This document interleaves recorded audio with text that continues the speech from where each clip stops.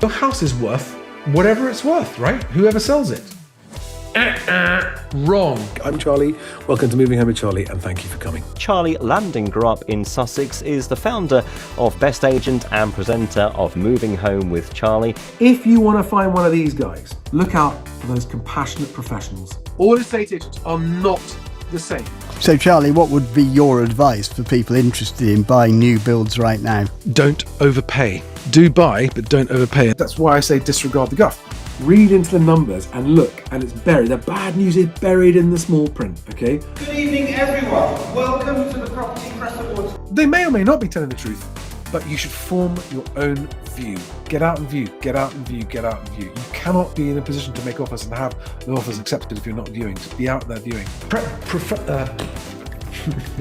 Pay attention to the back of the class. If you've not been watching my videos, I did one just a couple of days ago. Disregard the guff, guys.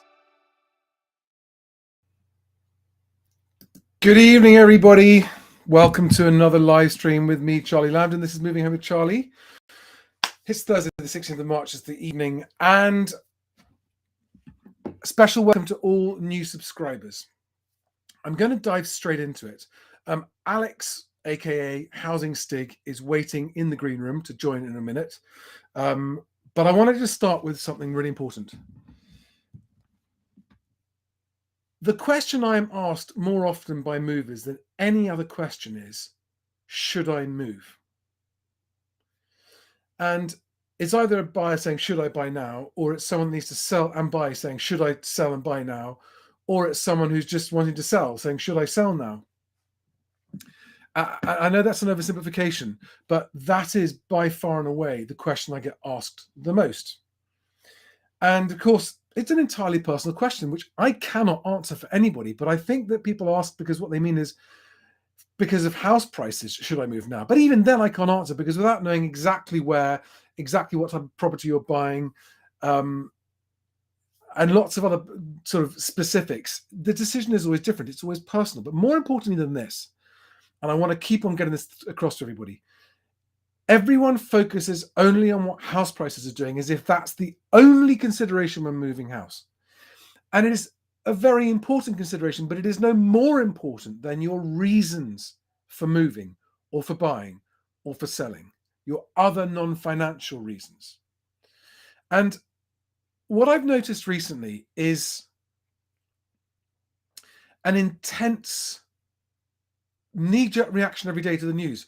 What does this mean? Does this mean house prices are going to change? What does this mean if we hit the bottom? What does this mean? Is it going to go up? What? Just this sort of almost on edge panic. What should we do? What should we do? What should we do? And what it's made me realize is that actually whatever's happening day to day in the short term should have very little, if any, impact on your decision about whether you're moving or not. Let me explain what I mean by that.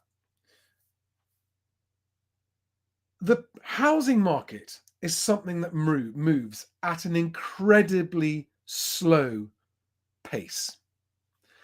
A housing transaction on its own, whether you're a first-time buyer, whether you're selling to buy, or whether you're trying to sell, is usually in itself a very slow process. The decision to buy a home or to move home or to move out of your home is a long-term personal life decision before a financial one, a long-term one that shouldn't be impacted by what's happening in the news cycle every day or every week. And the message I want to get across to everyone wondering, should I move? Should I buy? Should I sell? All this is just, if you're not sure, you definitely shouldn't be moving. Because if you're not sure, it means you don't need to move. If you don't need to move, moving is an incredibly uncertain and stressful thing, even when it goes well. You know, I was speaking to a few people recently, and I said, okay, just talk me through the decision from when you decided you wanted to buy to actually getting into your home. And it's roughly a year. If you decide you want to become a buyer and you haven't yet started viewing properties and you haven't got a mortgage and principal lined up, and let's just say you have got your deposit, you should be expecting on it to take roughly 12 months from making the decision to go out and start viewing and getting a mortgage and principal to actually being given the keys and the day you move into your new home. Right now, it's a year. I think a lot of first-time buyers are unaware of that is the case. That's how long, and look how much can change in a year. Look how much can change in a week or in a day with a news cycle. And you're worrying about whether to move or not because of things that are changing week in, week out. What are they going to do with interest rates? What are they going to do this month? And the funny thing is everyone goes, what's going to happen with interest rates this month? And then we find out, and everyone just goes, well, what's going to happen next month? It's just never ending. But what about next month? But what about next month? But what about next month? And just zoom out.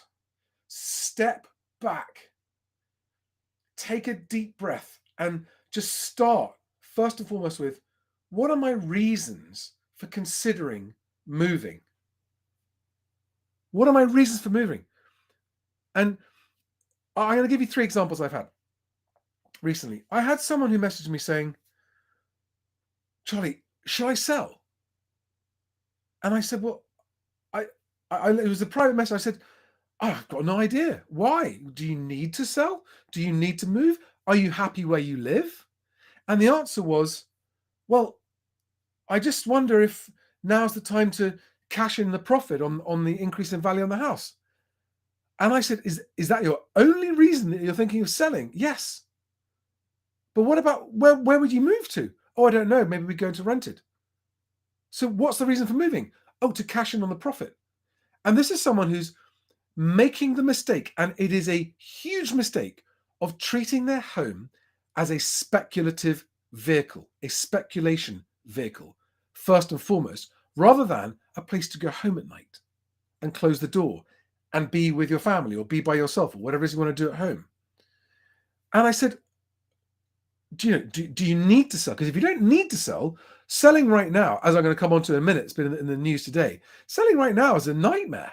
It's a nightmare. It is a buyer's market. It is not a seller's market. Generally speaking, yes, there are exceptions, but it is a seller's market, and selling is stressful, and selling now will be very difficult and stressful and time-consuming and uncertain. Oh, okay. So you don't think I should sell now?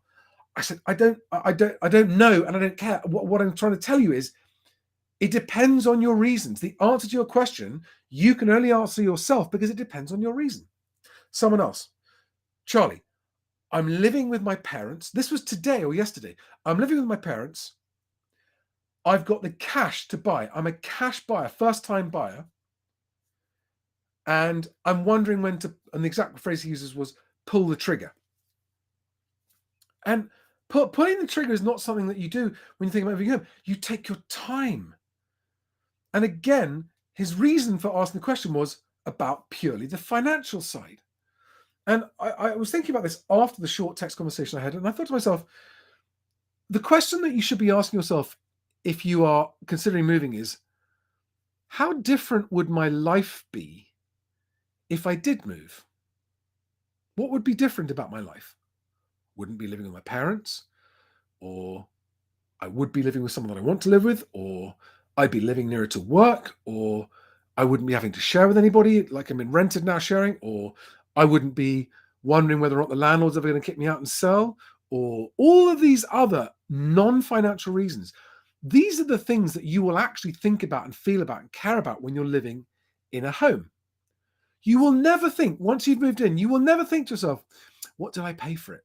What does it cost me? You just, the day you moved in, you won't think about that anymore, other than making your mortgage repayment, especially for a cash buyer. You won't even be thinking about it. You will forget what you paid after in time. I cannot stress this strongly enough. And so I am addressing this to people who need and want to move home for the non-financial reasons. And this channel is about helping those people move. And it includes first-time buyers. And what I would say, generally speaking, to first-time buyers, if you want to be in a home, and if the idea of being in your own home for the first time is appealing, and you can, then do it. Of course, there are some things to be cautious of and be careful of, and you've got to avoid negative equity, stuff like that. But just do it. It's a bigger, more important benefit than anything else in your life. And everyone, almost everyone, is completely obsessed with the financials and nothing else. Now, if you are an investor watching this, you're very welcome, but I'm not here for you. Wondering where to put your money. That is not what the channel is called Moving Home with Charlie, not where to put your assets with Charlie, not how to make money buying and selling property with Charlie. That is not what the channel is called. I am here. My mission is a home for everyone. It's making sure that people have a place to live and have a home. So if you're not sure if you should sell or not, then you don't need to. You're only thinking about that because of a financial reason. And there might be legitimate financial reasons, but I cannot help you with those. That's not something that I can help with. I'm here to help people with the transaction, with the process, with understanding the process of actually moving and getting it agreed. It is a 10-stage process just to buy a property, let alone sell a property. It is a 10-stage process full of pitfalls and uncertainties. It is, even when it goes well, it is a stressful process full of uncertainty. It is not something that you would do for fun. And it is not something, I mean, even if you factor in your mind, right, well, if I sell now for this price, I've got this much money, you will not be considering lots of other indirect costs, including to your sanity of the uncertainty, because there's so much about a property transaction is outside everybody's control. Other people changing their minds, major events happening in the marketplace. So I've already been babbling on for 10 minutes about this. I'm going to stop and make my point. But to the timing, let me just characterize what I'm seeing happening now like this. You are right now thinking about moving house and wondering what to do. And by the way, I've got to show you the results of this survey quite quickly, actually. Take a look at this. I put this survey out on YouTube today. I put it on Twitter as well, actually. But let me just show you the YouTube one because the results are broadly similar. And the survey said, in the unfolding situation in the banking sector, is the unfolding situation in the banking sector affecting your intention to move home? And 31% of people said, I've put my moving plans on hold until this plays out. Okay. So that 31%, I'm assuming you don't need to move home. If your option is, well, I'm just going to put it on hold. I'm assuming, I don't know. 57% are saying they're aware they won't affect the move unless it's reaching UK banks, or they're proceeding with caution, but they're aware of it. Only 3% have said, I'm moving, but it's slowed things down a bit. So it was an interesting thing. So according to this survey, and this is 337 votes, 31% of people have decided to put moving plans on hold until this plays out. Now, I would suggest, I'm sure many of you can give me a reason why it's not the case, but I would suggest that the people who put them on hold don't really need to move. Moving is a sort of option. It's an option. It's not a necessity for you. And I mean, I'm not saying that to those people that you shouldn't move. If moving is an option, you're investigating, that's great. And if you're not sure, but you've got the money, get out and view, be out viewing, because until you get to the exchange of contracts, you have the option to change your mind. But if you're agonizing over the decision, I understand why, because let's look at the reality of the information available to you to make up your mind. On the one hand, we have the official reported figures of transactions and prices, which is at best 2 to 3 months out of date and only represents about 12% of the market. That is the most up-to-date information we have, okay? 2 to 3 months out of date and only represents a very small portion of the market. It's more like 6 to 9 months out of date if you're looking at land registry data on prices and transactions, at least 6 to 9 months. So you've got, let's be generous, let's say the most up-to-date official figures that we have are telling you what was happening 6 months ago. Then you've got the news about what's happening today. Oh, Bank of England's going to change interest rates. Oh, mortgage rates are changing. Oh, there's a banking crisis or not. Oh, there's a political thing. There's a budget. There's going to be an election. All of these things. And it makes everyone go, oh, maybe we should wait. Maybe we should wait. Maybe we should wait. But what you've got to remember is that any of those events that happen, with one exception that I'll mention, the effects of them don't reach the housing market for quite a long time. And if you don't believe me, let's go back to 2022. I spotted the change in the housing market in February. It confirmed it in May 2022, and yet it didn't reach the news or the figures until some 6 months later. Okay, so there you are. You've got 6 months out of date information about what's happened, and you've got news which isn't going to actually affect what's happening for about 6 months. And you're stuck in the middle of those two things that are 6 months either side of you, right? Sorry. trying to figure out what to do, going, well, that data says this, but this data says this, and that's the past, and that's the future, and I'm in the middle, and I don't know what to do. Which is why the zooming out thing is what's important, because the property market moves slowly. And what I do when I'm looking at it, and this brings me on to my next point, I am taking a zoomed out view of what's happening, and I always have, of what's happening in the property market. Because I've been working alongside estate agents for over 20 years, I have an instinctive feel for the timelines involved in property transactions.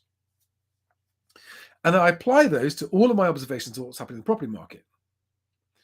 And that's why I don't care what a house price index says 1 month to the next, because it won't change. What I can see is the underlying trend and the underlying direction of prices and transactions. And any 1 month here or there isn't going to change it. Now, I've had conversations with several professional people who work in some capacity in the moving industry, people who I count as friends, associates, people who I respect, they're intelligent, they're successful, and yet they cannot get their head around my view of the market. They just can't get their head around it. And I think the reason is because I'm looking for the bird's eye zoomed out view of the market and seeing this oil tanker pace movement of the property market, whereas these guys are at the coalface close up.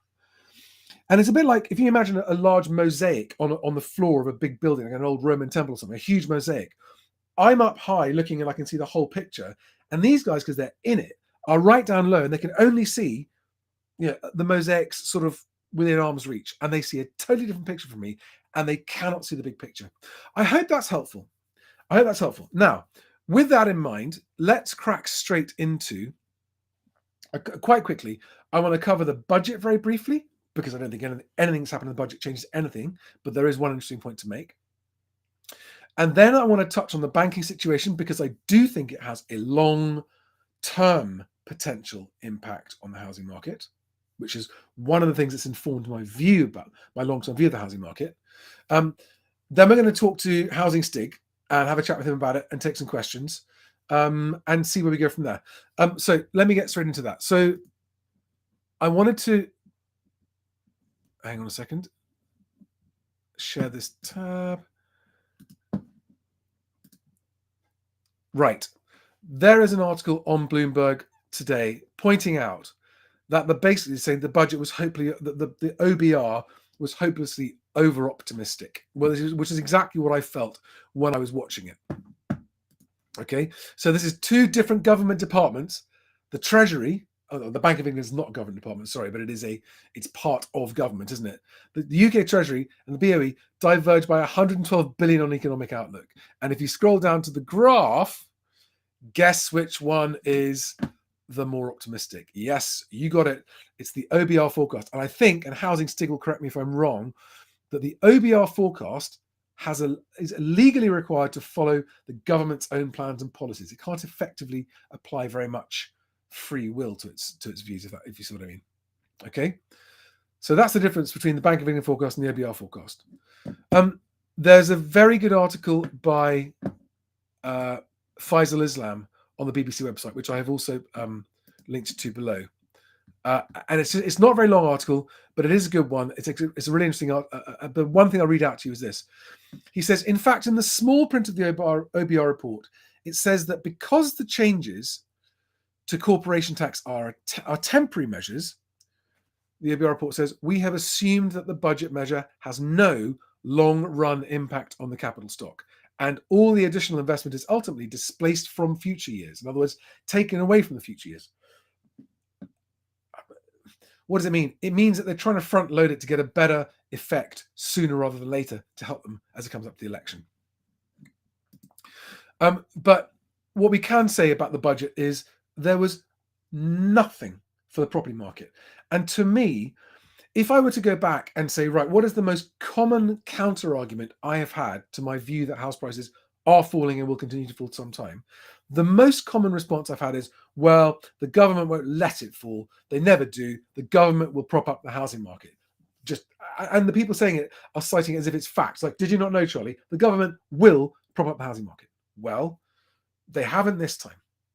And I wasn't expecting to this time because I didn't think they could, because I didn't think the markets would allow them to borrow the money to do it. I also think that there are other reasons that they're not going to do it. I think that there's a chance they may well do something in the autumn statement or possibly in the spring budget 2024 leading up to the election to look great and to win some votes. They might do something then. But that's a long time away. And a lot's going to happen between now and then, mostly in a downward direction. So that's all I wanted to say on the budget, right? The budget, as I expected, I mean, I just didn't have any expectations. I thought nothing's going to happen. Nothing's happened. Now, let's get into the banking. Very briefly, I don't want to spend long on this, but it is relevant. So this is Bloomberg. And for those of you who haven't been keeping up with me in the last 48 hours, Credit Suisse, a Swiss global investment bank, this morning got bailed out to the tune of $45 billion by the Swiss National Bank or the Swiss Central Bank, or the equivalent of Switzerland's equivalent of the Bank of England, all right, which made its shares rise, but not enough to offset the losses from yesterday. And it's sort of like, oh, they've saved it, but then the rest of the day it's gone backwards. And one of the things that is a common theme amongst the people who are disagreeing with my point of view on house prices is that they either just won't. Hang on, let me just check. I've got some on the screen here. Either they won't engage in the topic, the mathematical topic about the effect of interest rates on lending, or they just don't acknowledge it, or they go, no, but they just come up with responses which have nothing to do with interest rates, right? It is interest rates above all else that have the biggest effect on house prices. But as with everything else in the housing market, it takes a long time for that effect to be felt. And the housing market has nowhere near felt the full effect of last year's interest rate rises. Nowhere near.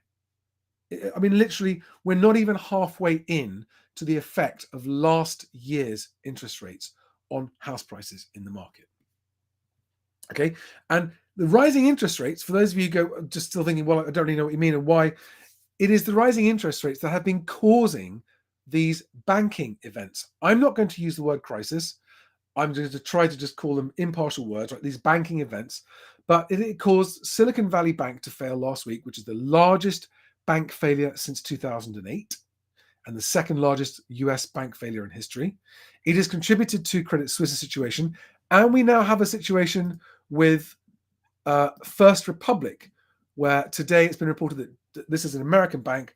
It's going to get £30 billion of deposits in a rescue by JP Morgan, Citibank, and Bank of America.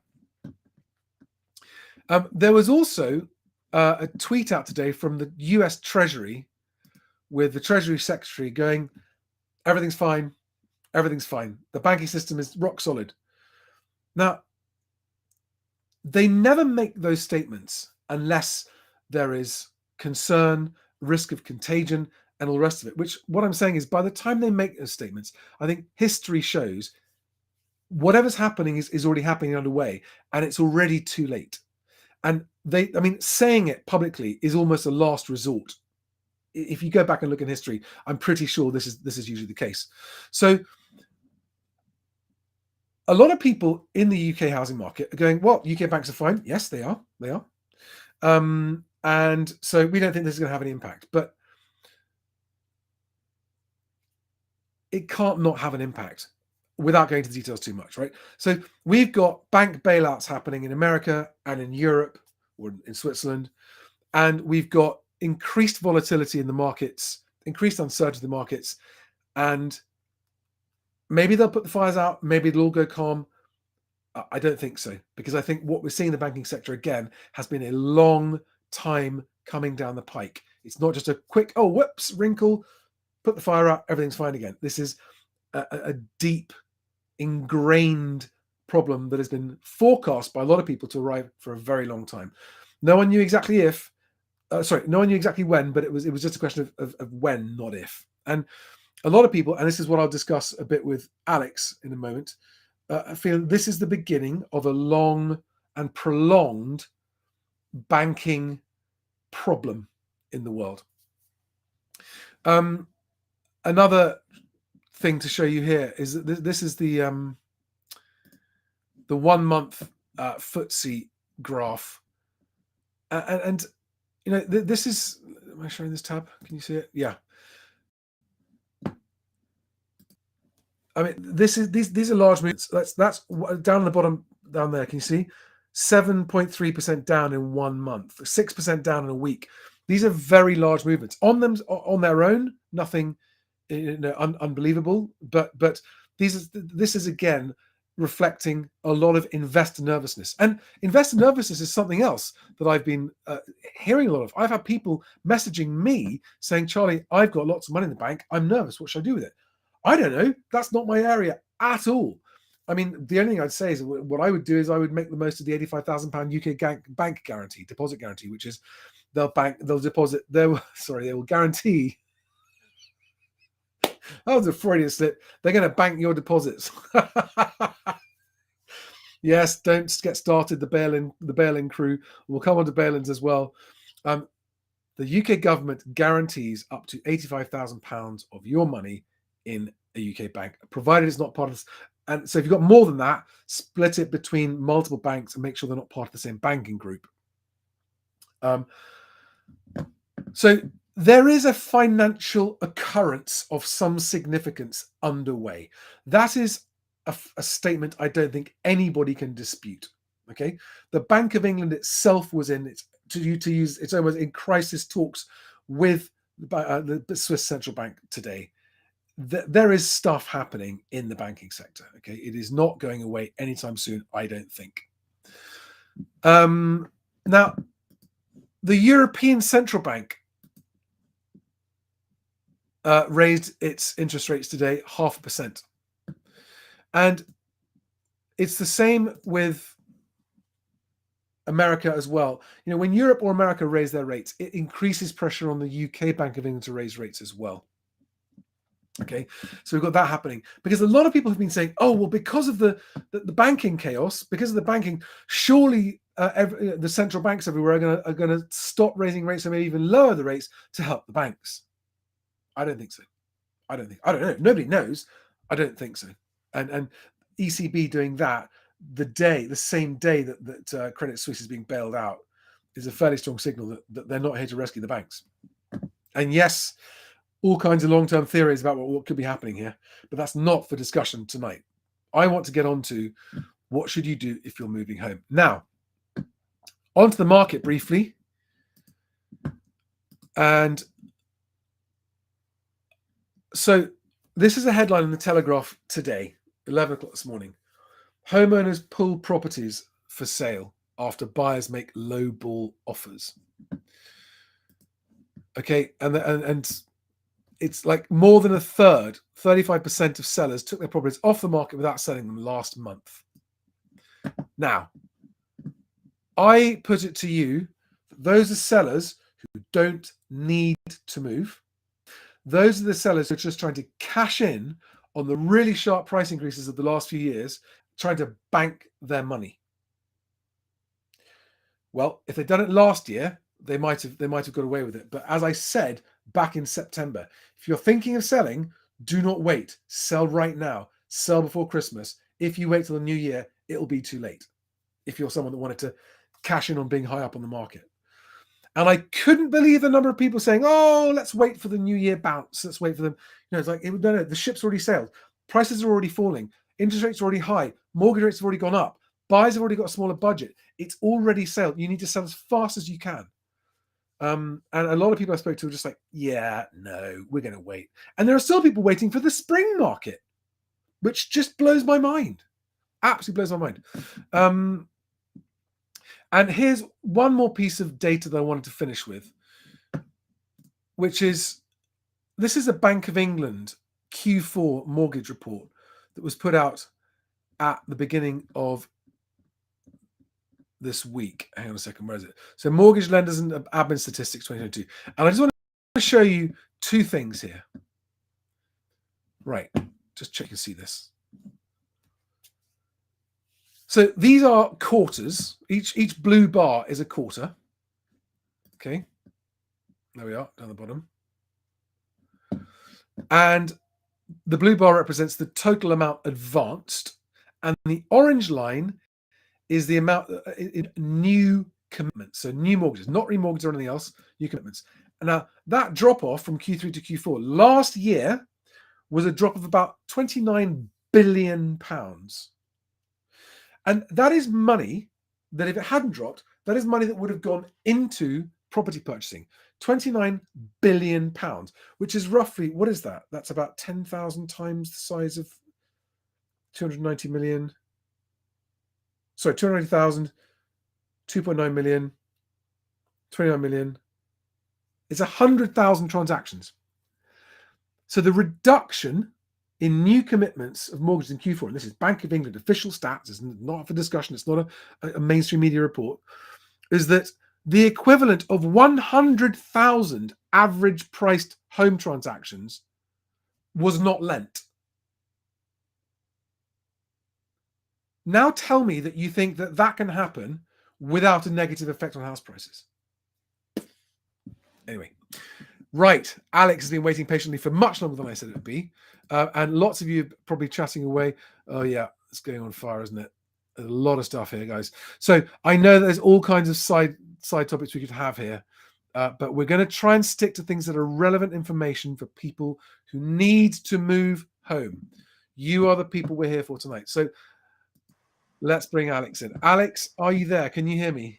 Hello, Charlie. How are you doing? Oh, great to hear your voice. It's been a while, actually. Nice to talk to you. So, is there anything that you're just bursting to say, having listened to me babble on for half an hour? You covered almost all of it. There is one thing that I'd say: the £85,000 insurance on an individual account. You made the point, absolutely correct, that you need to make sure that the banks that you've got savings with are not operating under the same license. So, for instance, HSBC is also First Direct, is also John Lewis, is also M&S, and your 85 grand is only covered across the license. So if you had 4 separate accounts with those guys, it's still 85 grand. But there's one really important exception for house movers. If you sell a house, you're actually insured, if you put the money into your bank, for up to 6 months, for up to £1 million, if that money came from a house sale.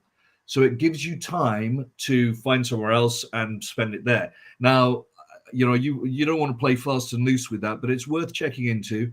You've got that additional cover. It only applies, I believe, to money that comes from the sale of a property. Wow, I didn't know that.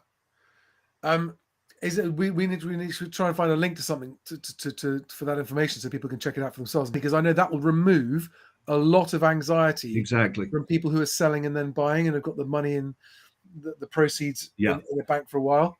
That really is good. So 6 months up to £1 million, you think, right? That's my understanding. I'll look it up. I'll find it and we can put a link out afterwards. Cool. Okay. So my first question for you, and I'm watching out for questions. By the way, if you can see the question stream as well, can't you? Yeah. So if there's anything you see that you want to answer, just come straight into it. But my first question for you is, in terms of what I said about zooming out and taking a look at the long term of what's happening in the banking markets, the finance markets, and the housing market and everything else. Do you agree with what I said? Yeah, I do. I mean, the banks, you covered SVB and also Credit Suisse.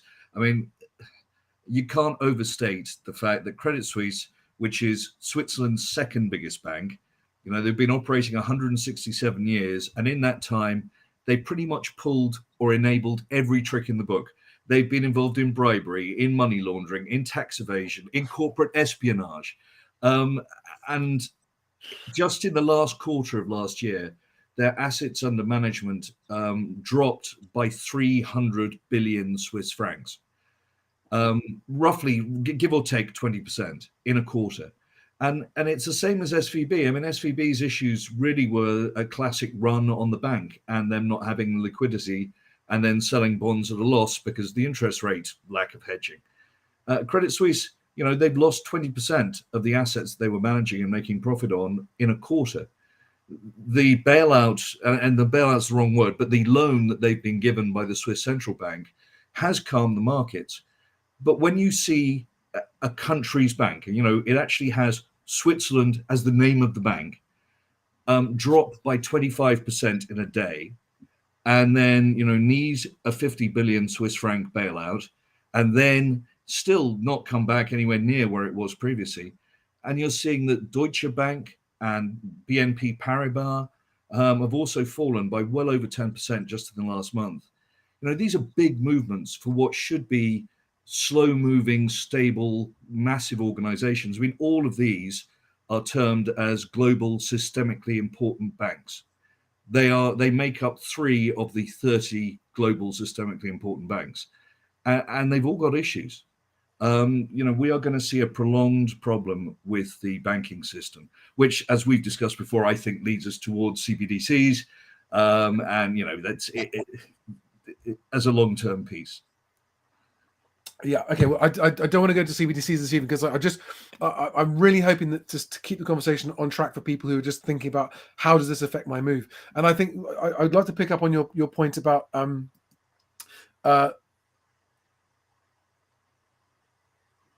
it's gone. Well, there's one bit that I'd like to follow up on these ones, which is when we see this issue with banking, and people are very worried. You mentioned at the beginning there about bail-ins, the idea that your bank account might be raided in order to prop up the bank. That is absolutely a last resort. I'm not saying that it's not possible, but it's very unlikely, because the first thing they would do is go after the big institutional investors, and they would swap some of their debt for equity. Then it would be the shareholders who would take the hit.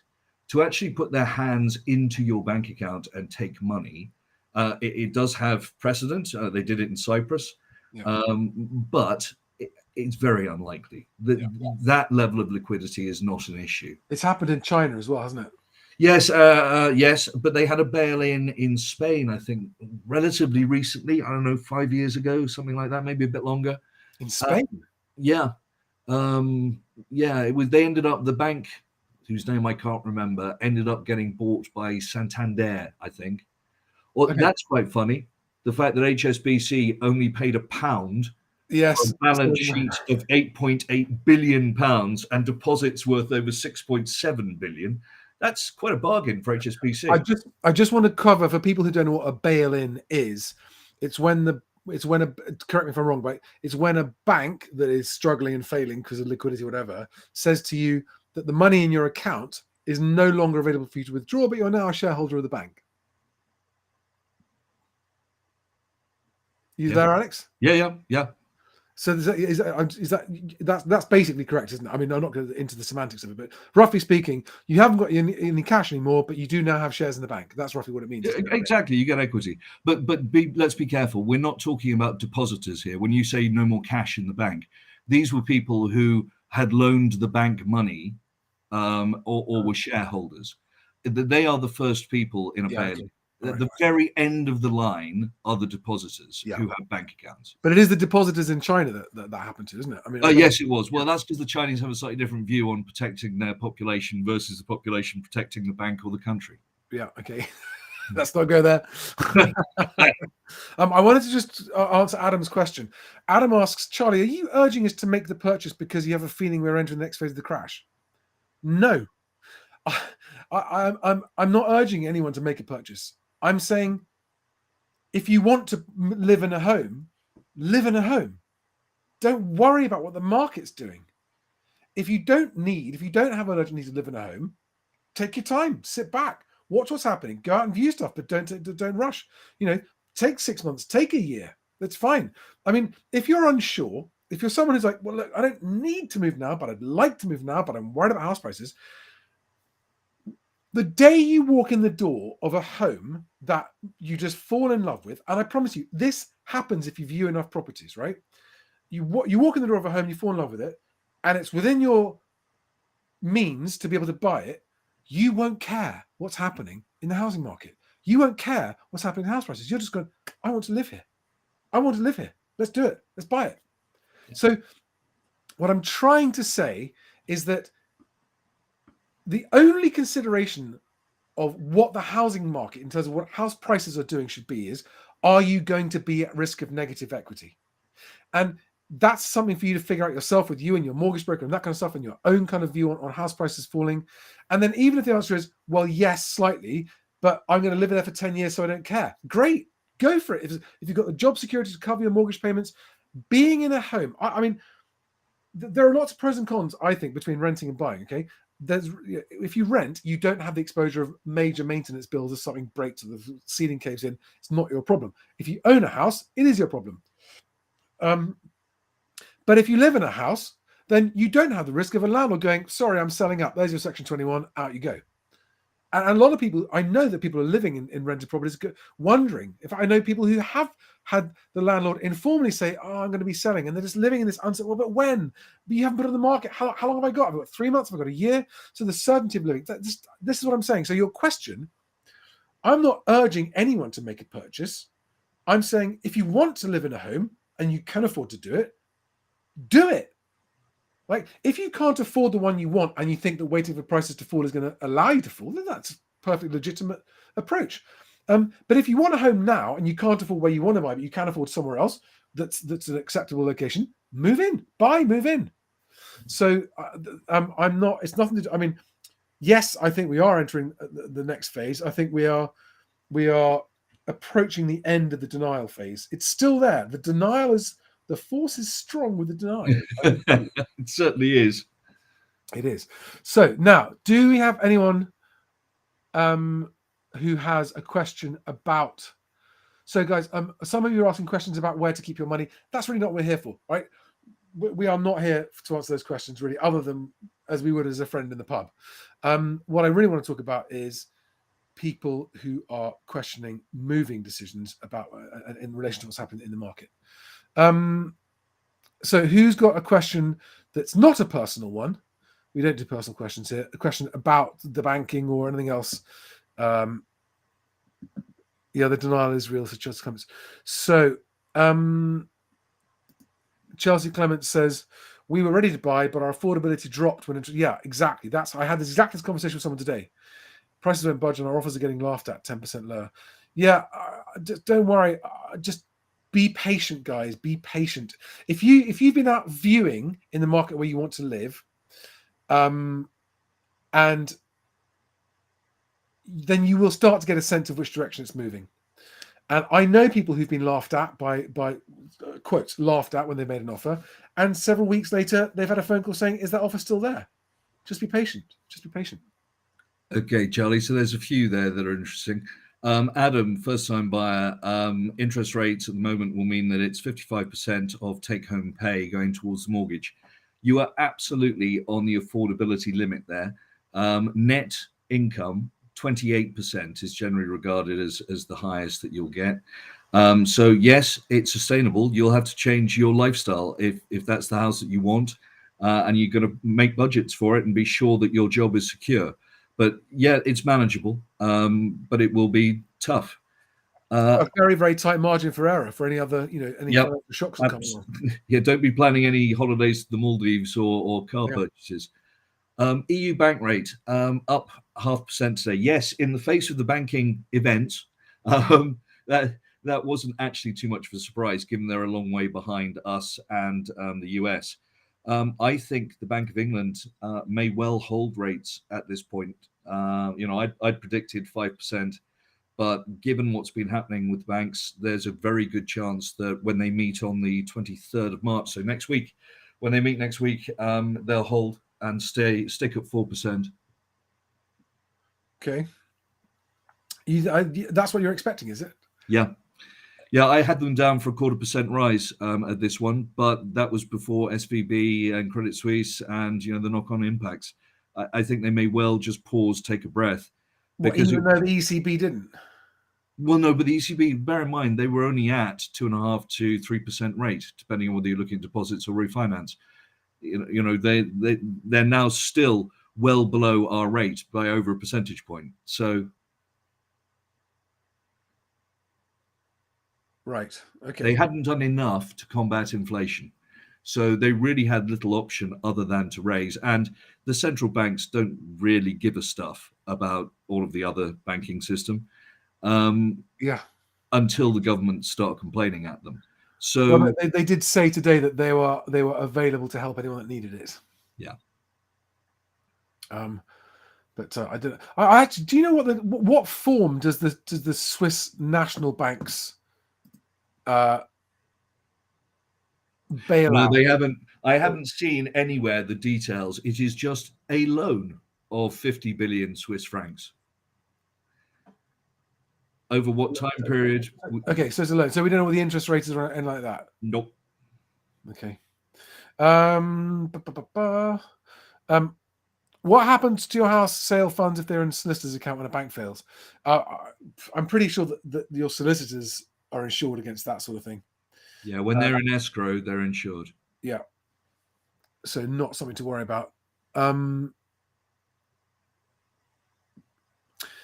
Right. Any other comments you're seeing there? Hang on a second. Guff Disregarder. Great name. How much of a risk is government support in 2024 for those not in a rush now? Couldn't that make it even harder for first buyers? Do you mean, I assume what you're meaning is if government does step in with support in 2024, it might. Okay, so just remember things. When I go back to my point about when there's news that something's going to change, it doesn't instantly. House prices don't move very far instantly. Even in a very fast falling or fast rising market, you're rarely getting more than 1% movement in a month. I think the steepest 1 month move is sort of 2.5%. And that's on that's sort of non-seasonally adjusted basis, but actually overall on average, 1% is a big movement in a month. So it takes time. If the government announced something, I mean, unless the one thing that does have an instant effect is if there's a huge collapse of a huge bank and there's a panic about the banking system, everyone just stops what they're doing, and that is an instant effect on the housing market. That was the one exception I forgot to mention earlier. Okay, so if there is oh my god, we wake up in the morning and there's a headline news that one of the big UK banks had hypothetically run into trouble, and there was sort of pandemonium and panic and Bank of England bailouts and stuff. Yes, you might get people going, okay, we're not going to move right now. Like I said in my survey, I mean, there's almost a third of respondents in that survey have said that they're now holding off and waiting for this situation to play out. What have we got here? Is there a website reporting the number of failed house purchases? No. I mean, you get fall throughs and stuff eventually. I mean, some of the data within the industry you can get. I mean, it depends what you mean by a failed house purchase. If you mean an agreed deal that's fallen through, there are numbers on that. They're kind of indicative numbers, but it's always, by the time you get that, it's too far out of date to tell you what's happening today. The best source of house selling related data is land registry. It's just lagging, unfortunately. Yeah, very lagging. Looking for. Anyone got any other questions? Eddie Ward says, can someone bail me out this weekend if my football bet loses? Yeah, that's funny. Woolly Bandit says, end of the denial phase, start of the, okay, I'm not playing anymore phase.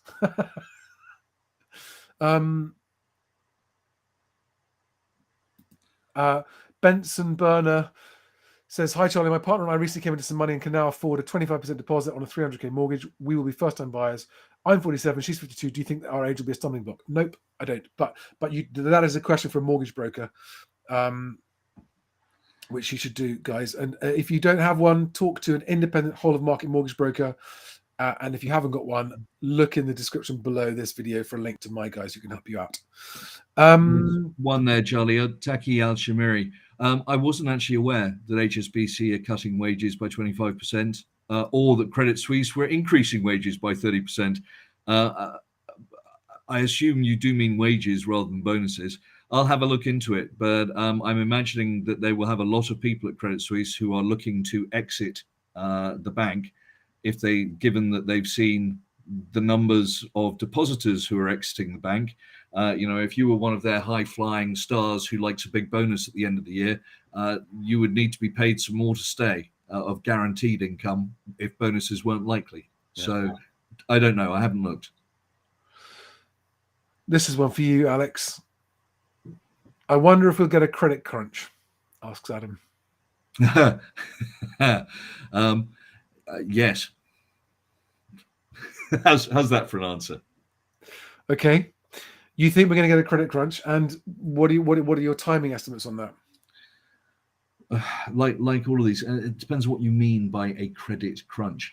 I think Okay, let me offer you a definition for the purpose of answering this question. A material effect on the amount of money being lent. yes. Yeah, in that case, absolutely. I think banks are going to batten down the hatches for some time now, and it's going to be harder and harder to borrow money. They're going to want the most credit-worthy individuals only, and they're going to want to be lending as little as possible, which of course has a knock-on effect with house prices potentially. Yeah. Emma Anderson says, I think you should remind about the dangers / pitfalls of trying to time the bottom. I normally can only be seen after the event. Absolutely right. And in fact, Emma, that's exactly what that Telegraph article says about the sellers trying to time the top. There was a comment in there from a London buying agent who said a lot of sellers were trying to time the top of the market and they blinked and they missed it. Yeah. And it's too late. And yes, the only thing I'd say is, so what normally happens at the bottom of a house price fall, which takes a couple of years, 3 years, is that there's a sort of, we've hit the bottom, and it pops back up a bit too fast and a bit too high as people think it's the bottom, quick buy, and then it settles back down again. So you get this bull trap, or whatever they call it, when people overbuy a little bit and then it settles down a bit. That's quite a typical thing that happens. But you're absolutely right about it can normally only be seen after the event. Well, absolutely right. Timing the top. Okay. I called the top, but no one believed me. Do you know, honestly, Alex, I was thinking about this. There's no one else I know operating in the housing market who called what I called last year. I don't know anyone else. Do you know anyone? No. Is there anyone else? No, you were definitely the first. And you know, it's frustrating because, again, I was sharing observations, not making wild punditry predictions. I was, guys, this is happening. I can see it happening. I got access to see, confidence enough to say it's happening, but people just didn't want to listen. And a lot of people, including people that I know, do you think we should sell? Yeah, if you're yes now, yes, as soon as possible. Like, if you need to sell, if you don't sell now, house prices are already falling. House prices are already falling? Really? Already falling? Yes, house prices are already falling. The only difference about when you hit the bottom and it starts to turn back up is you will hear quite clearly a cheer from the estate agent community. Hooray! We're back in business. You'll hear that happening. It will come loud and clear and very fast as soon as there's an uptick in buyer registrations and that kind of stuff. Which I think is why probably it's a bit of the false bounce to begin with. Yes. David McKenzie asks, are you still sticking to your 35% drop prediction? I am. I will tell you as well, if I change my mind on that, I will publish a video especially to say I have changed my mind on the 35% drop prediction. Let me just reiterate for those of you who are new to the channel. In autumn last year, I made a prediction that house prices will fall from the peak of last summer to the trough, whenever that may be.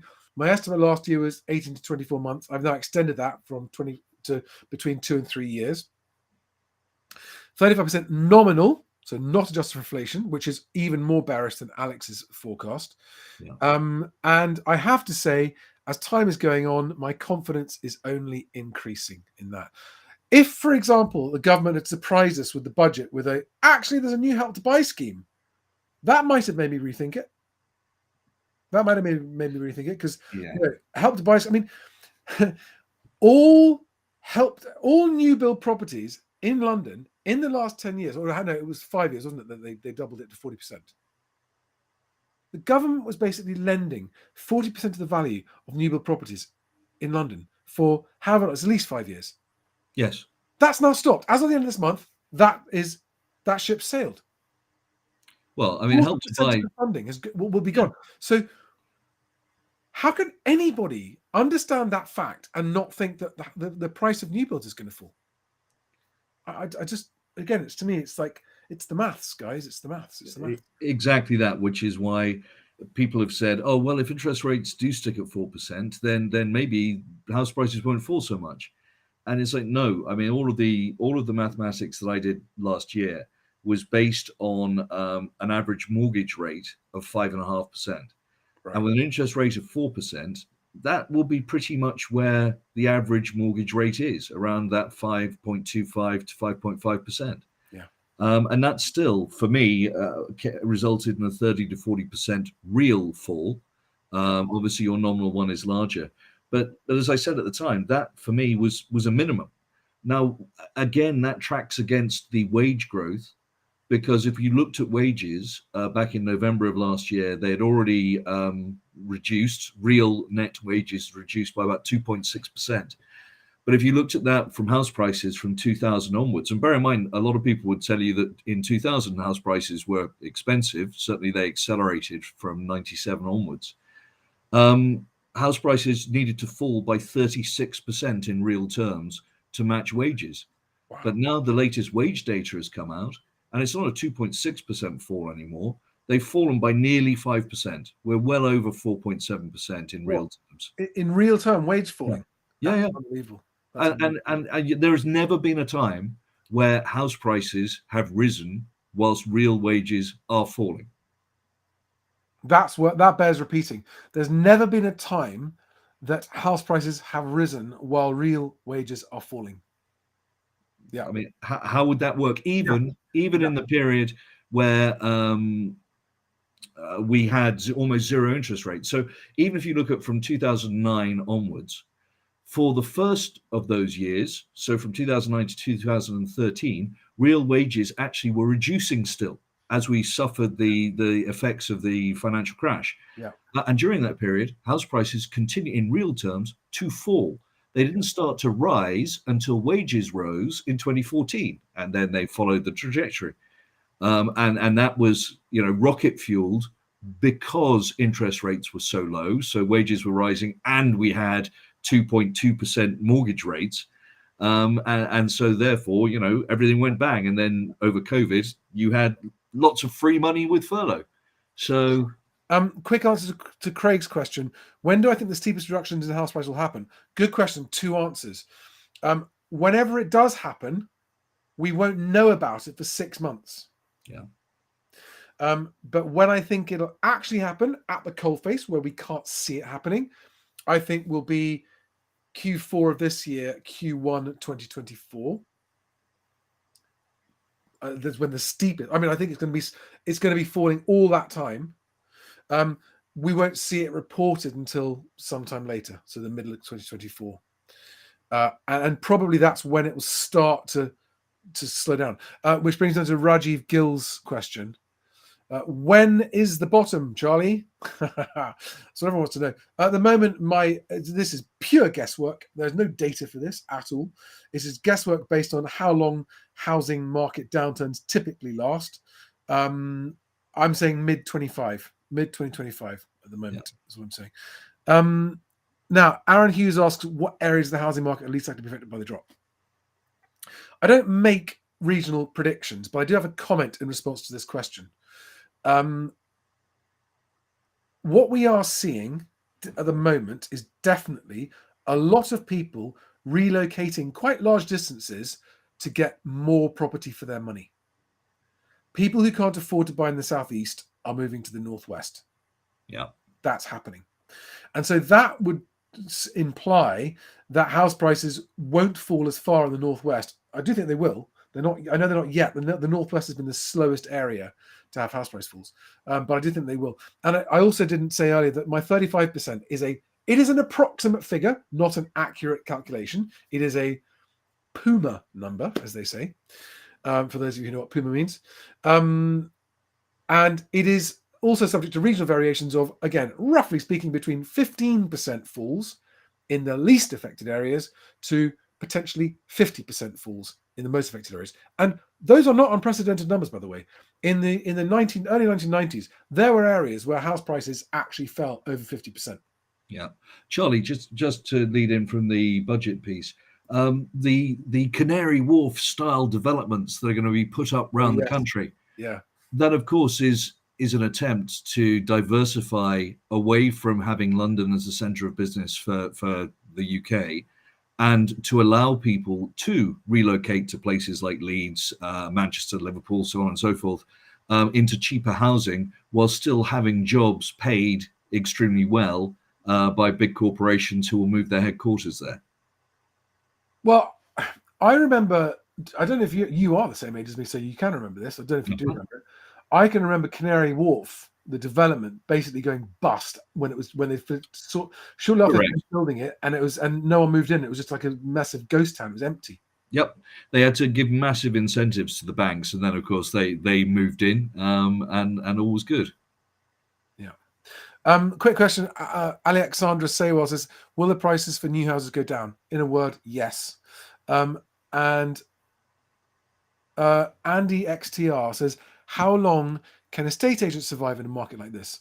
Well, there is one silver lining to the cloud of low transactions for the estate agency industry. Okay, estate agents will make a living as long as people are moving, whatever happens to house prices, because they charge a commission and they get paid a fee per transaction. Okay, yes, if house prices fall, that can affect, but I mean, if house prices fall 20%, but their fee goes from 1% to 1.2%, they can offset it.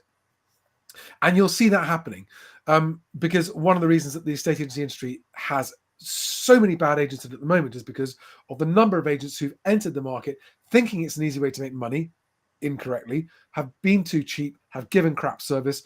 Those agents are not going to survive this downturn, and that is a good thing for movers and the quality agents out there. So we are probably going to see, I mean, actually, I was just thinking, we may well see even some of the big corporates have a bit of a struggle. I think Connells is going to have a shocker this year. They do have a big lettings book, but on the sales side, they've been struggling and stretching things out for a while. They already had they had a bad 2022.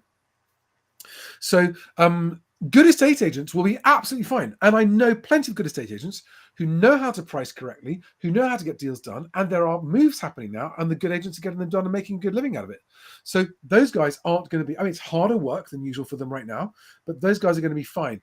It is the poor quality agents. And again, for movers who think estate agency is easy, you are so wrong.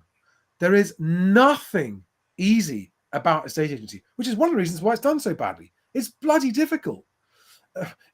So it's really important to remember that all agents are not the same. Good ones will be okay, and the estate agency industry will come out the other side of this downturn better for it.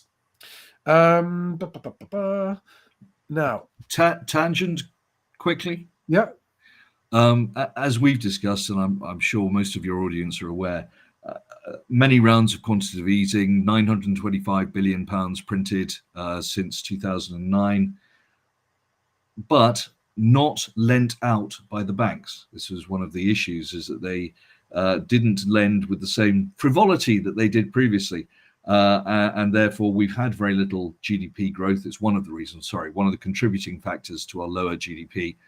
But another thing from the budget, which I found very slippery of Mr. Hunt, he claimed that he's removed the cap on the lifetime pension contribution in order to allow doctors to return to the NHS who had retired, etc., because they made the stupid mistake of reducing it from 1.8 million to 1 million, however many years ago.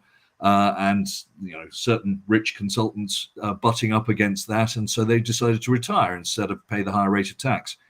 However, that's combined with a new set of regulations that they are in the process of consulting on for pension investment. And what they're going to do is they are going to relax the investment regulations to allow your pension money to be invested into higher long-term productive investments, such as infrastructure projects. So things like HS2, etc. Now, this sounds like a wonderful idea if the banks won't lend, to get money back into the economy and to get us back building and actually, putting nuclear power stations in, all good stuff. But of course, it then exposes our future pensioners. It's another kick the can down the road, because any project is a risk. and you don't want to retire at 72, which will probably be the age when we get there, to discover that your pension money is actually all disappeared in a puff of smoke. So that's one to watch out for. Right. Okay. Yeah. So it's another kick in the can down the road move. Yep. Jimmy Davis, what effect would a credit crunch? A credit crunch means a reduction in lending, by the way. Alexandra just asked that. What is a credit crunch? It's a reduction in the amount of money available to buy houses. What effect would a credit crunch have on the housing market, and when would you expect it to happen? I mean, credit crunches have a downward effect on the housing. They have a downward effect. It's already happening. Yeah. I mean, the reality is that banks are not lending as easily to people as they were, 5 years ago. But certainly, you go back to 97, they were throwing money at people, and it's only going to get tighter. Well, I think that graph already shows. Look at that big reduction in lending, and yeah, it's okay. And when would you expect it to happen? Yeah, so it's already beginning. Again, it's a gradual thing, isn't it? It's not an overnight event. It's a gradual slide into that situation. Yeah. Someone asked me if it's real or nominal. My 35% is real money drop, not nominal. Nick Jones asks, is the 35% house price drop prediction too optimistic?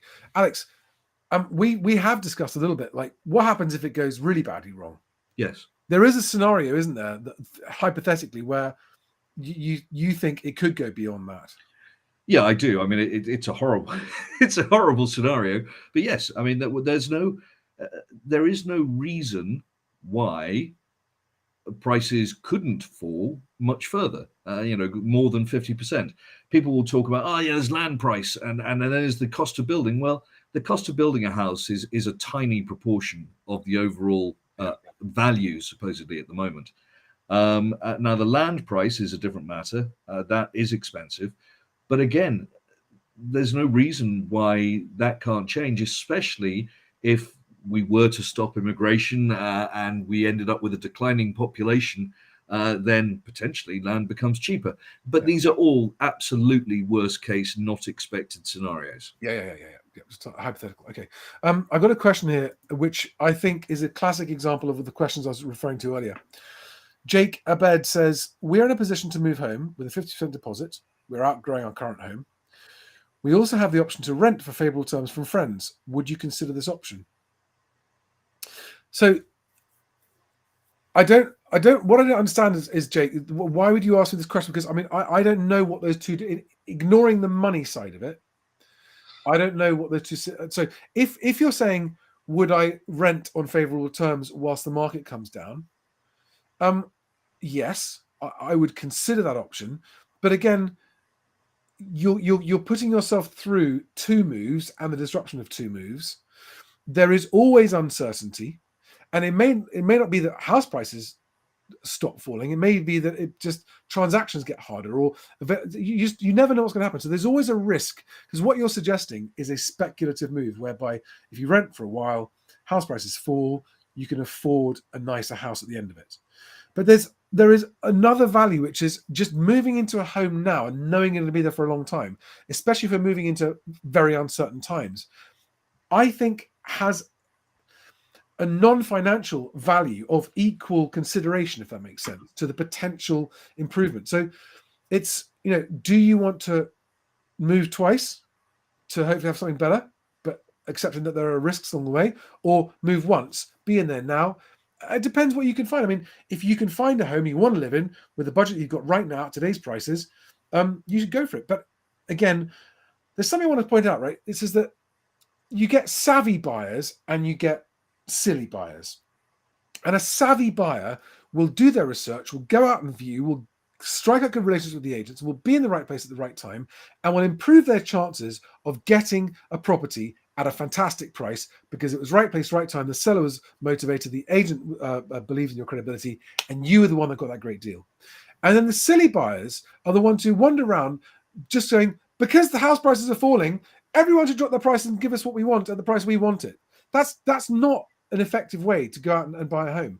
That's just fantasy. And I'm not saying that there aren't overvalued houses out there. There are, of course, but you can't just stamp your feet and go, well, that's overvalued, drop it to my price immediately. You just won't be given a house like that. you've got to actually. It is a intricate, delicate, complex, long process. But to be one of those savvy buyers that gets a property at a better value than other people are, it takes time. It takes time invested in viewing, time invested with the agents, time invested in really knowing the market you're in, and also prioritizing it so that when those opportunities come along, you drop everything and go and view them. So you're the first one there. A lot of buyers I think, are just expecting just to get bargains because house prices are falling, and that won't happen because there are other people out there investing more time than you are to be in the right place at the right time, and you're going to miss it if you're not one of them. So be out viewing. If you're sitting back watching the news and watching house prices and not out there viewing, you're nowhere near in a position to get a house at a good price. Yeah. There's an important couple of questions here or statements about quantitative easing. I think we need to be really clear about this. Quantitative easing is only inflationary if banks loan that money. Yep. So we saw £925 billion of quantitative easing in the UK from 2009, but we did not see inflation. The inflationary event came about because of the closure from COVID, the artificial closure, and then restarting of society, along with potentially the Ukraine war and, of course, the energy issues. But quantitative easing did not cause inflation through 2009 onwards, right up until 2021, because banks weren't lending very much, certainly not how they used to. They were using that money to shore up their own toxic assets, etc., and balance sheets. Now, if we're in a situation where banks are lending, then yes, printed money obviously will be inflationary, and we would see that by people driving around in their Bentley Continentals. But we haven't seen that, and that is very unlikely to happen now, as we've just discussed. Banks are lending less and less rather than more and more at the moment. Right. I've got a question I'd like to take. Adam asks, would I consider having someone who disagrees with me on the live stream? Alex can be the referee. Absolutely, yes. Absolutely, yes, I would. And I continue to ask for a reasoned, logical, cogent argument, or even a theory of one from the people who disagree with me. But I'm still, the only argument I'm getting is, well, the government's going to prop it up, or I can't see it. I don't yet have anybody who's got a counter argument of any kind, let alone one that actually stands up. There just isn't a sort of what I would call a respectable counter argument to have a debate with. But yes, I would love to. If anyone's watching this that would like to come on and have that debate with me, with Alex and with the umpire, that'd be great. Right. Did you say there was another question? I'm not keeping up with the comments. No, that's, where are we? Tom Rowland says, given the falling number of transactions and news that sellers are withdrawing their homes from the market, surely this must indicate that the market is stagnant. That's not good news. Right. People who put their house onto the market but were never going to sell it because they're silly prices are just a red herring. They're not the market any more than a buyer who hasn't actually got enough money to buy is the market. See what I'm saying? It's like, you can put your house on the market, whatever price you like. It's not going to get anyone even looking at it, let alone offering it. You're not really in the market. You're on the peripheries. You're a kind of a pretender. So all of those sellers who've been doing that, they're not in the market. That's not the market. The market is where the trades happen. Okay. So the more realistic and the motivated sellers in the market, and the cash buyers and the first-time buyers and mortgage buyers who are doing the legwork, getting out there and negotiating good deals, that's the market. The market is where transactions happen. The market is not a place where you've got a standoff on one side, a standoff on the other side. Those people are not in the market. So I actually see the withdrawing sellers is a good thing, because if they do, you'll see the average asking price start to drop. Now, that average asking price, which is the one that Rightmove says, oh, it's going up. And again, asking prices do not equal actual prices. But all of these, if it's true that they're all pulling them off, you'll start to see asking prices drop, which would be really good. Wow, we've been going for an hour and a quarter.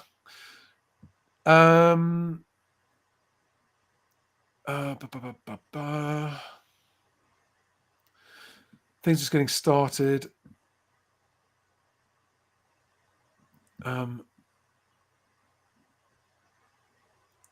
Just scrolling through. There's so many here. It's a question. I know it's personal. It's all discuss bullish scenario. But okay, that's a fair question. So JW says, are you guys able to discuss your bullish scenario versus your bearish scenario for the market over the next 12 months? That's a good question. What would the bullish scenario be in the next 12 months?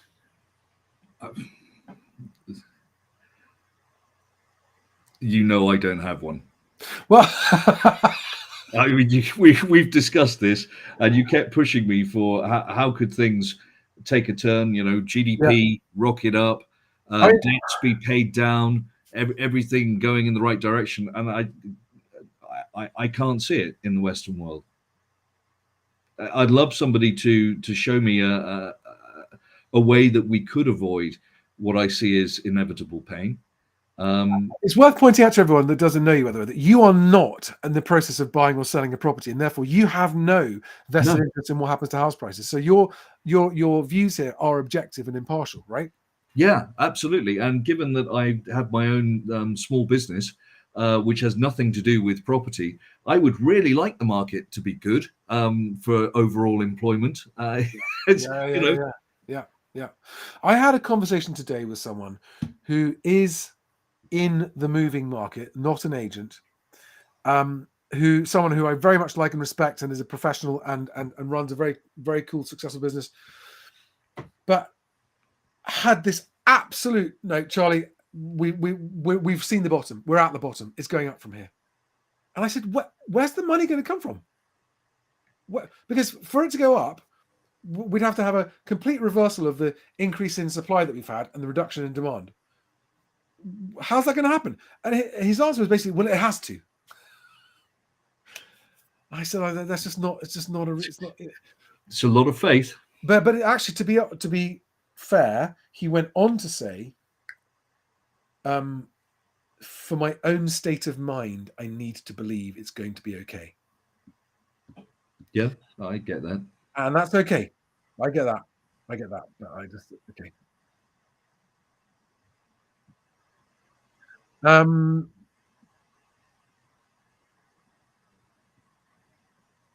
Yeah, I'm afraid I don't hear much about Connells.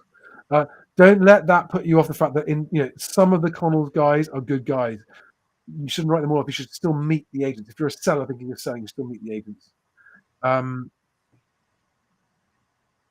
Oh, yes. Any thoughts on the government's claim in the budget announcement that inflation will fall to 2.9% by end of year? Seems wildly optimistic. What would have to happen? I mean, that's bloody bullish, isn't it, of them? I mean, that's possibly. I mean, if you'd asked me this 3 or 4 months ago, I thought they would be unlikely that they would meet the halving of inflation target by the end of this year. But we're now seeing things in the banking sector beginning to unwind. We're seeing that, for instance, if you look at the amount of purchases from China heading across to America, containers are sitting empty. I mean, the people just aren't buying. And if people aren't buying, it's possible that we could be heading into a deflationary period. Right. We're right on that knife edge at the moment. It's really hard to tell. My gut says that 4% interest rates won't be enough, that they should go up, but they'll be scared because of banking issues, and therefore we won't see inflation fall. But looking at some of the numbers, look at those mortgage approvals. People are not buying. There are transactions. Everything is falling everywhere. Transaction volumes, and we both think prices for things like property. Now, that even in supermarkets, you're beginning to see the price of certain products coming down again rather than going up. So, yeah, it's possible. Yeah. Okay.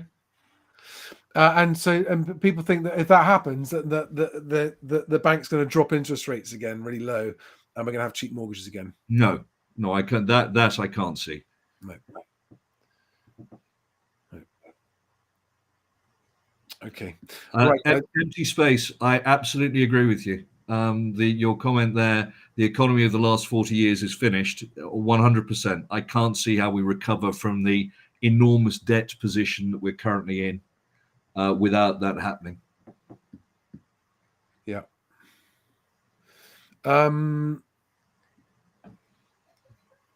Just checking for any more. I don't think so. I think we're going to call it here, guys. Unless there's anyone that's just really dying for me. Is there a question that I haven't answered that someone really, really wants answered? Put it in again. Copy and paste it back in.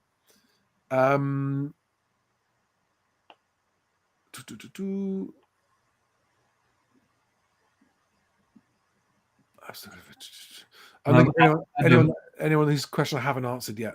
Adam, we've been doing quite a few of his questions. He's asked a couple of this exact one. Yes, the calculations were done mid to end of last year in terms of the 35% drop. This is a common question. Alexandra Sewell says, would you advise me to take it to a 5-year fixed rate when the interest rate starts turning for better? I wouldn't advise either of those things. I'm not a mortgage advisor. And even in any case, it's always a personal decision based on, no one can answer that question for you. It depends on how long you want to live there.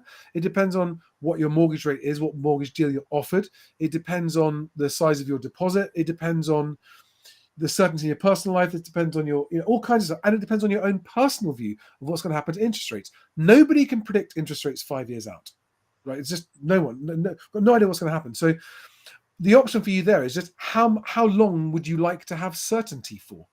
Because don't think about it as which one's going to save me the money, because you don't know. That's just guesswork.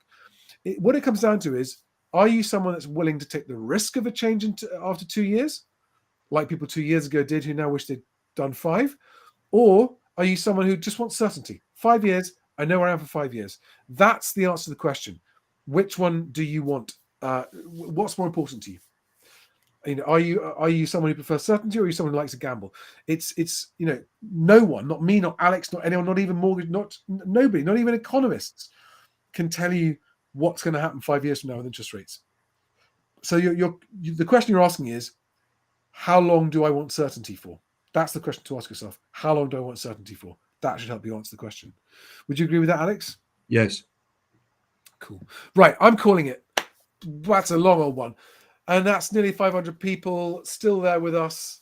Thank you, guys. I hope that's helpful. Tomorrow is going to be 5 Fact Friday, which is getting increasingly entertaining because the number of people are going, they're not facts. No, there are good facts. Why don't we include the good facts? And I said, well, what good facts? I'm always looking for them. I will include, if they are relevant facts to the housing market, I will include them whether they're good or bad. Right? It'll be the 5 most relevant, salient, important facts that affect the housing market is the 5 facts that I choose. All right, good or bad, I promise you, I will always be impartial about it. Right. Thank you, everybody. Thank you all for sticking with us. Thank you, Alex, for joining us and giving us your evening. Cheers, Charlie. And just remember, guys, step back from the maelstrom of today's news. Make a long-term decision for your life. And once you've made that long-term decision about whether you want to move or not, begin the process of looking, okay? Because going out to look at properties now is not a commitment to buy. And just say to yourself, I'm just going to keep on looking at properties until and unless I find one that I absolutely love and want to buy. That's all you've got to tell yourself. Just do that and just ignore what house prices are doing. Just get out there and do it. Now, guys, I haven't said this, I've been meaning to. After these, I always download the audio of this and upload it. So if you've just missed this, or if you would prefer to listen to these on audio, then look up Moving Home with Charlie on podcast, wherever you get your podcasts. It's on Apple, Spotify, Google, everywhere. And you can listen to audios of these live streams. All right, guys. And otherwise, have a great night. I'll see you on the next one. Alex, stick around for a second. And thank you, guys. Have a good one. Bye-bye. Bye-bye.